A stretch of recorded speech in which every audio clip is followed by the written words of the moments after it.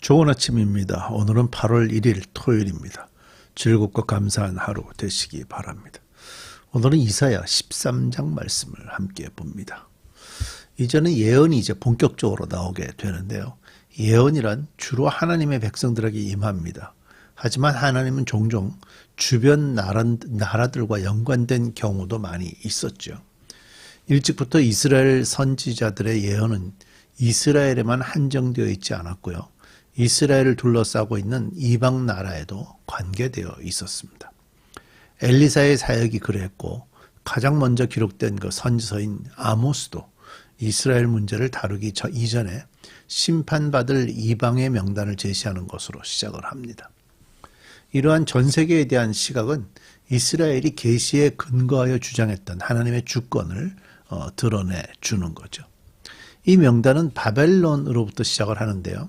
이는 바벨론이 이사야 다음 세기에 예루살렘을 파괴하고 하나님의 백성들을 포로로 잡아갈 것이기 때문이었습니다. 종국에는 그 역시도 파멸될 운명에 처해 있었던 바벨론은 역사상 이스라엘의 적이었을 뿐만이 아니고요. 하나님을 거역하는 모든 인류의 상징이기도 했습니다. 그래서 이 바벨론에 대한 심판은 곧 온 땅에 대한 하나님의 심판의 예표였습니다.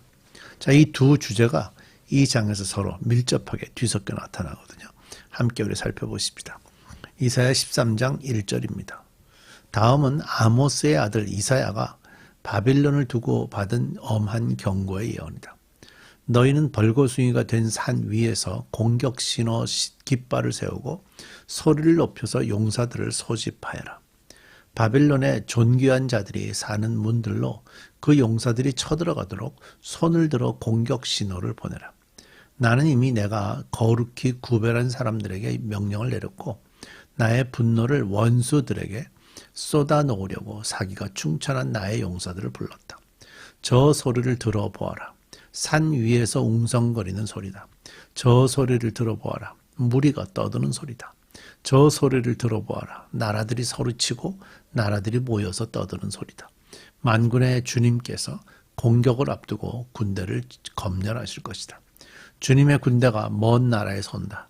하늘 끝 저 너머에서 온다. 그들이 주님과 함께 그 진노의 무기로 온 땅을 멸하러 온다. 하나님께서 바벨론을 심판하시기 위해서 많은 백성, 곧 열국 민족이 함께 모여 군대를 사열하신다라고 사절에서 말씀하죠.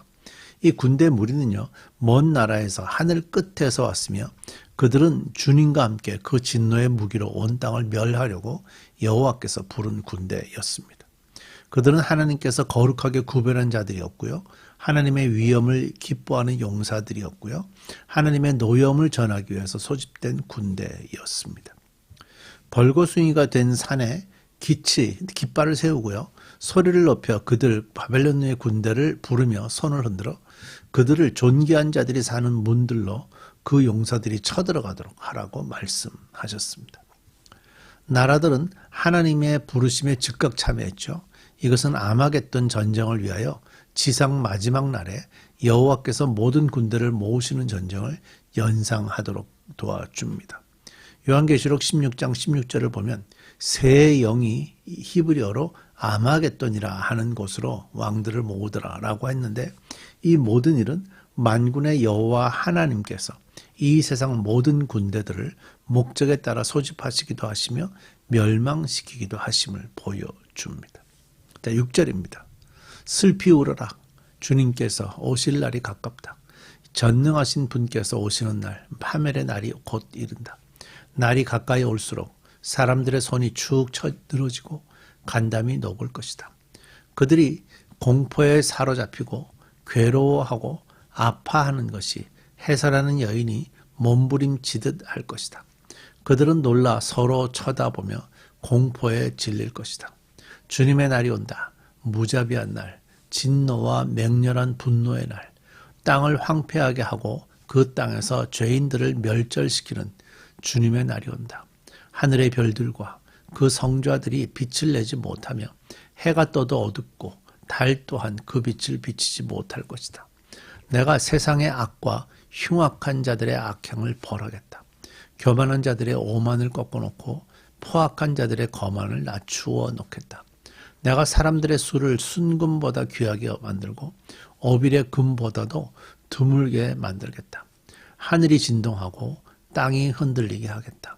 만군의 주님께서 진노하시는 날에 그 분노가 맹렬히 불타는 날에 이 일이 이루어질 것이다. 바벨론에 사는 외국 사람들은 마치 쫓기는 노루와 같이 모으는 이 없는 양떼와 같이 각기 제 민족에게로 돌아가고 제 나라로 도망칠 것이다. 그러나 눈에 띄는 자마다 모두 창에 찔리고 잡히는 자마다 모두 칼에 쓰러질 것이다. 그들의 어린 아이들은 그들이 보는 데서 메어 쳐져 갈기갈기 찢어지고 그들의 집은 약탈을 당하며 그들의 아내는 강제로 추행을 당할 것이다. 바벨론을 멸망시키는 날을 주님의 날이 온다. 무자비한 날, 진노와 맹렬한 분노의 날로 이제 9절에서 표현하고요. 또 만군의 주님께서 진노하시는 날에는 그 분노가 맹렬히 불타는 날이라고 13절에서 언급하고 있으면서 애곡할 것을 명령하시고요. 전능하신 분께서 오시는 날, 파멸의 날이 곧 이른다라고 선언되었습니다. BC 539년 바벨론 멸망의 해인 그날은 역사적으로 유다를 멸망시킨 바벨론 제국은 반드시 멸망해야 될 여호와의 대적이었습니다. 실제로 바벨론은 그 마음에 이렇게 외쳤습니다. 이사야 14장 13절에 보면요. 내가 가장 높은 하늘로 올라가겠다. 하나님의 별들보다 더 높은 곳에 나의 보좌를 두고 저 멀리 북쪽 끝에 있는 산 위에서 신들이 모여있는 그 산 위에 자리 잡고 앉겠다. 극도로 교만해서 하나님과 같아지려고 했던 바벨론은요.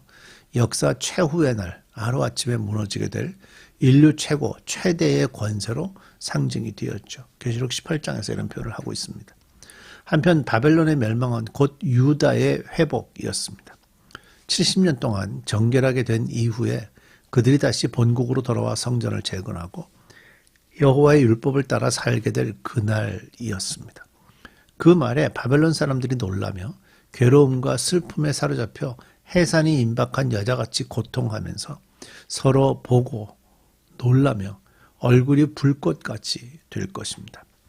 하나님께서 그날에 세상의 악과 악인의 죄를 벌하며 교만한 자의 오만을 끊으며 강포한 자의 거만을 낮출 것이라고 11절에서 말씀하시는 것을 보면 바벨론의 영화와 그 낮아짐이 얼마나 충격적인 사건이 될지를 보여주고 있는 거죠. 자, 17절입니다. 내가 메대 사람들을 불러다가 바벨론을 공격하게 하겠다. 메대 군인들은 은 따위에는 관심도 없고 금 같은 것도 좋아하지 않는다. 그들은 활로 젊은이들을 쏘아 갈기갈기 찢어 죽이며 갓난 아기를 가엾게 여기지 않고 아이들을 불쌍히 여기지 않는다. 나라들 가운데서 가장 찬란한 바빌로니아 사람의 영예요 자랑거리인 바빌론은 하나님께서 멸망시키실 때에 마치 소돔과 고모라처럼 될 것이다. 그곳에는 영원토록 사람이 살지 못하며 오고 오는 세대에도 사는 사람이 없을 것이다. 떠돌아다니는 아랍 사람도 거기에는 장막을 치지 않으며 목자들도 거기에는 양떼에게 풀을 뜯기지 않을 것이다. 거기에는 다만 들 짐승들이나 뒹굴며 사람이 살던 집에는 부르짖는 짐승들이 가득하며 타조들이 거기에 깃들이며 사냥들이 그 폐허에서 뛰어놀 것이다. 화려하던 궁전에서는 승냥이가 울부짖고 화려하던 신전에서는 늑대가 올 것이다. 하나님께서 소집을 하셨던 그 연합군대, 그러니까 메대 사람은요, 은과 금을 기뻐하지 않는 사람들이었고, 오직 하나님의 명을 받아서 싸움에 임하는 사람들 같았다고 17절에서 표현하죠. 열국의 영광이요, 갈대아 사람의 자랑하는 놀이개가 된 바빌론이 하나님께 멸망당한 소돔과 고모라 같이 될 것입니다. 그곳에는 다시 거주할 사람이 없고 오직 짐승들만 가득하게 되어서 황폐하게 될 것입니다. 이것은 이사야 34장에 가서 보면 더 혹독하게 언급이 되죠. 바벨론은 아시리아를 이제 집어삼키고요. 1세기를 지나지도 못해서 페르시아에게 멸망하게 됩니다. 그래서 22절에 보면 그의 때가 가까우며 그의 날이 오래지 아니하리라 라는 말씀에 따라서 바벨론의 화려한 영광은 막을 내리게 됩니다. 역사의 주인은 누구십니까? 하나님이십니다. 만군의 주는 누구십니까? 야훼 하나님이십니다. 우리가 그 하나님을 아는 것과 그분의 은혜 속에 있는 것과 그분이 우리의 구주가 되신 것이 얼마나 크고 놀라운 일입니까? 이 은혜 안에 사는 것을 영광스럽게 여기면서 여호와를 경외함으로 지식과 지혜의 근본을 가지시기를 간구합니다. 우리 기도하겠습니다. 여호와를 경외하는 것이 지식의 근본이라고 말씀하셨습니다. 하나님이 창조하셨고 하나님이 다스리십니다. 그러나 우리가 눈에 보는 것이 세상이고 우리에게 영향을 당장 끼치는 것이 세상입니다. 그래서 우리의 믿음이 때로는 흔들리고 때로는 세상을 의지하기도 합니다. 그러나 이제 다시 말씀 듣습니다. 하나님이 하신다고, 하나님이 결정하시고 하나님이 이루신다고 우리의 믿음을 하나님께로 바로 세워가는 저희들 되게 해 주옵소서. 예수님의 이름으로 기도드립니다.